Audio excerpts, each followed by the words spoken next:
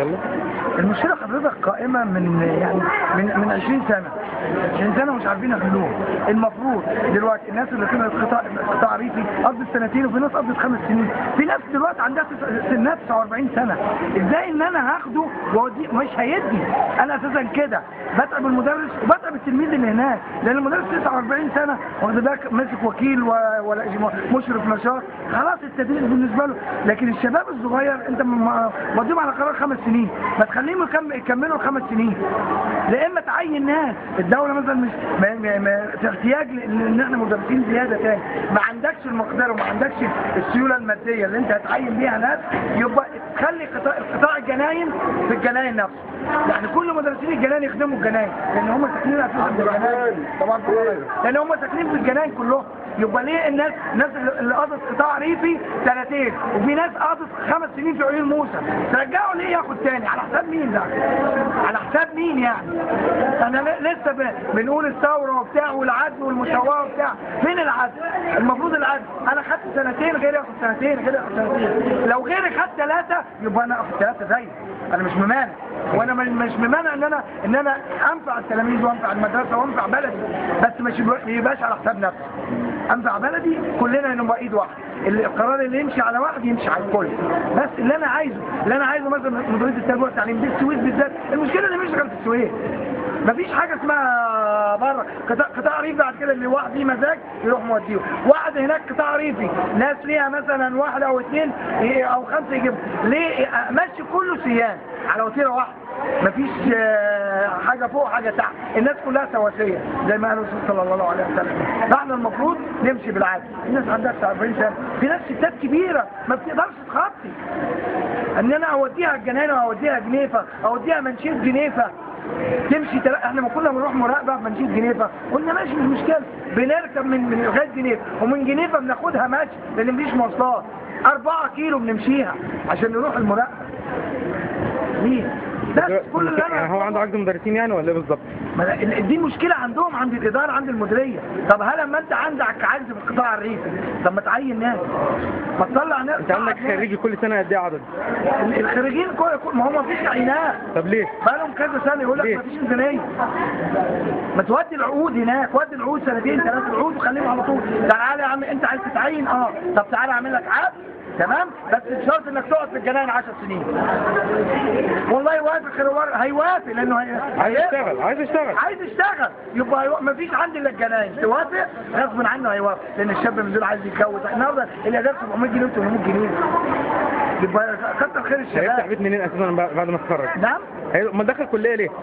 هو مثلا دخل كليه عشان يتعين، المفروض عشان بيقول له بالعقد ماشي 300 جنيه في الاول، الناس بترضى لغايه لما جت ناس اتثبتت خدت ال 1050. ال 1050 هتعمل ايه النهارده؟ النهارده بغلاء الاسعار كل مدى الحاجه زي ليه يعني الموضوع ده؟ احنا بنقول واخد بالك، احنا بنناشد القيادات العليا انها تتدخل في الموضوع ده لحل الازمه دي. المدرسين في شباب صغير يروح، في شباب صغير يروح، لا اما تعين ناس بالعقد واشترط عليه انك هتتعين هتروح تقعد 10 سنين في الجناين، هيقول ماشي، مش هيقول لا، مش هيمانع.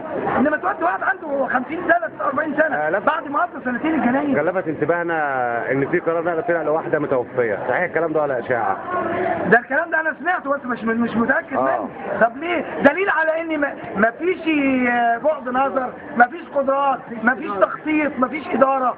طب ليه؟ ان المفروض السويس دي تبقى احسن اداره، لان السويس صغير، امال لو احنا في القاهره هنعمل ايه بقى؟ في الاعداد الكم الكبير ده ما يقدرش على السيطره عليها. يعني المفروض ان احنا بلد صغيره، المفروض نسيطر، يبقى عندنا يعني حزم، يبقى عندنا قرارات حازمه وعادله في نفس الوقت. اللي يروح اللي ما اشتغلش ياخد جزاءه، في ثواب وفي عقاب. انما ريحني الاول، ريحني وبعد كده حاسبني، يعني اديني وحاسبني، مش انت توديني الجنان كبريت او توديني الخواطره اتشعبط انا في العربيه نقل مع المعيز ومع البهايم، وفي الاخر تيجي عايز تحاسبني ازاي؟ ما فقد الشيء لا يعطي. واشكرك. رئيس النقابه فين دلوقتي؟ نعم؟ رئيس النقابه موقفه مفيش نقابه دلوقتي، اتحلت النقابه. النصفي ده سجيت النصفي اللي هم نفسوا في النقابه، اتحلت النقابه، مفيش نقابه للاسف. احنا عايزين نقابه صارمه تدافع عننا، تدافع عن حقوقنا، مش نقابه. احنا عايزين نقابه حق. معنى كلمه راجل نقابي ان انا فوضت الامر لله ثم اولا ثم فوضتك انت عشان تدافع عن تجيب لي حقوقي، انما انت ما تاخدش حقوقي، تدافع عن حقي. امال انا فوضتك ليه؟ انا لما بيجي مثلا عضو مجلس الشعب انا بديله صوتي ليه؟ عشان يحل لي مشكلتي، عشان يقدر هو يتواصل مع المسؤولين، مع الوزراء، مع المسؤولين اللي هناك. انا ما بقدرش اوصل للناس دي هو بالنيابه عني، انا فوضت امر لله ثم ليه. حد حاول يوصل القرار ده اسمه وزير التربيه والتعليم مع حضرتك؟ لسه القرار ده طالع الناس جايه النهارده. حد اتكلم مع حد وهيقدر يوصل حاجه لوزير التربيه والتعليم؟ ما حدش اتكلم مع حد، ما احنا صعب الموضوع لوزير التربيه والتعليم يشوف حل في المشكله دي. المشكله دي من 20 سنه حضرتك، من 20 سنه مش عايزين يحلوها؟ سنه وانا مش لاقي لها حل.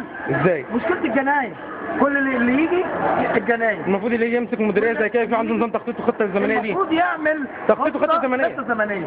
بتوع الجناين يقعدوا مثلا 5 سنين خلاص، يبقى انا عرفت نفسي ان انا اقعد 5 سنين. في ناس بتروح تقعد سنتين ونروحوا جايبينها يا عم لو عشان مش عارف يا عم سنتين ونزل تحت ماشي، بس سنتين فين؟ ونزل لي تحت وغير حد غيره. يعني اديني سنتين في ابعد حته في الجناين، بعدها بسنه قربني وديني شندوره، بعدها بسنه قربني وديني من عبد الرحمن بن عوف، يبقى انت كده خفضت. على ما يخلصوا 5 سنين ما بقاش ان انا مضغوط 5 سنين في الخواطر كلهم. ليه؟ ما انا ورايا مسؤوليات، ورايا عيال بتذاكر، ورايا عيال في الثانويه، ورايا ملتزمات. يبقى انت المفروض انت تسهل عليا الموضوع، تديني الراحه النفسيه في سبيل ان انا اشتغل وادي. ما هو المدرس طول ما مش مرتاح نفسيا عمره ما هيبقى.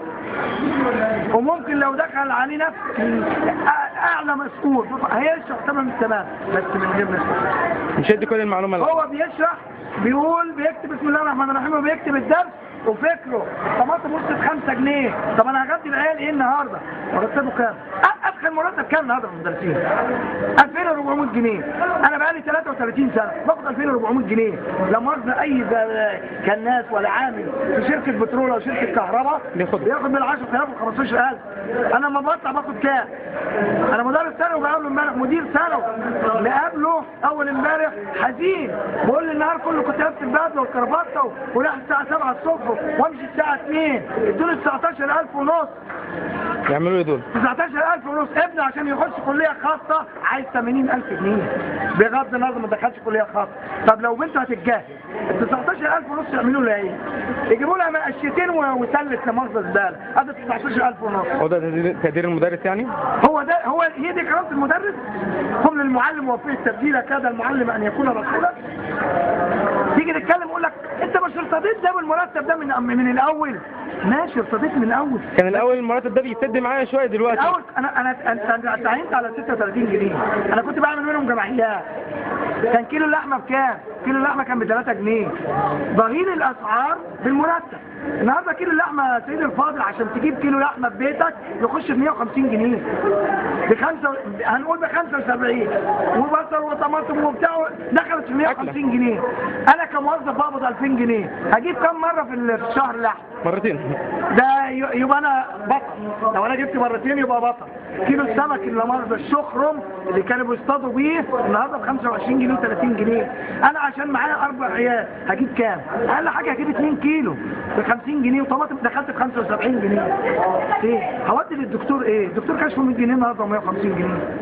ما حدش بيتكلم على الدكاتره. مصاريف مدارس الاطفال. مصاريف مدارس ايه؟ كل حاجه زادت، كل حاجه زادت. ليه انا افضل زي ما انا محلك كده؟ فين العدل وفين المساواة؟ فين زيادة المرتبات؟ ال 10% اللي جايانا اللي بيقولوا عليها 10% جت 54 جنيه. بقالي 33 سنة. ايه 54 جنيه؟ تعمل لي ايه 54 جنيه؟ العلاوة الزيادة بتاعتي الدرجة الأولى 5 جنيه. بما 5 جنيه ده 6 كبير يا أستاذ. 6 كبير 5 جنيه من الدرجة الثانية الدرجة الأولى 5 جنيه. كبير 6 جنيه. في واحد طلع معاش من 2 سنين وخد الدرجة راحوا مرجعين قالوا لا ده انت هترجع الفلوس دي. ليه؟ قالوا اصل انت عديت المربوط. مربوط ايه اللي انا عديته؟ المفروض المدرس يعمل له كادر خاص. يعمل له كادر خاص وحد. ولو أثر في حاجة ان شاء الله تذبحه، مش هقول لك لا. بس اديله حق. اديله الكادر الخاص بتاعه. فين الكادر اللي احنا قلنا عليه؟ ايه كادر؟ وصلتني 2400 جنيه. النهارده اللي هم متعينين جديد اللي بالحد الادنى والحد الاقصى بيقبض 1700 جنيه، يعني حصلنا وانا بقالي 33 سنه. فين انا المقابل بتاعي في السنوات اللي فاتت؟ فين المقابل بتاعي في السنين اللي فاتت؟ ده انت لو مشيتني كل سنة 20 جنيه عشان توازيني بيه هعدي برضه هبقى كويس، انما كده ما ينفعش. احنا عايزين يعني حل يرضي جميع الاطراف، مش احنا هنقول مثلا ان احنا عايزين لا فلوس زياده وعايزين لا عايزين بس على قد تعبنا مش اقل. هتقول الناس تتكلم يقول لك اصل المدرسين بدي دروس، هل كل المدرسين بدي دروس؟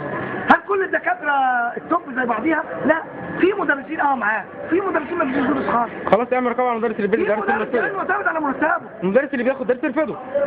ما هو امتى؟ اديني وحاسبني. سيدنا عمر بن الخطاب رضي الله عنه وارضاه قالوا له قيم الحد على الناس، طبق الشريعه. قال لهم لما اطبق الشريعه طبق الشريعه، لما امتى اقيم الحد؟ لما اديله حقه. ما انا اقيم الحد عليه اذا كان هو جعان بيسرق ليه؟ ما بيسرق عشان جعان. بيدي دروس ليه؟ عشان مش لاقي. مرتبه ايه؟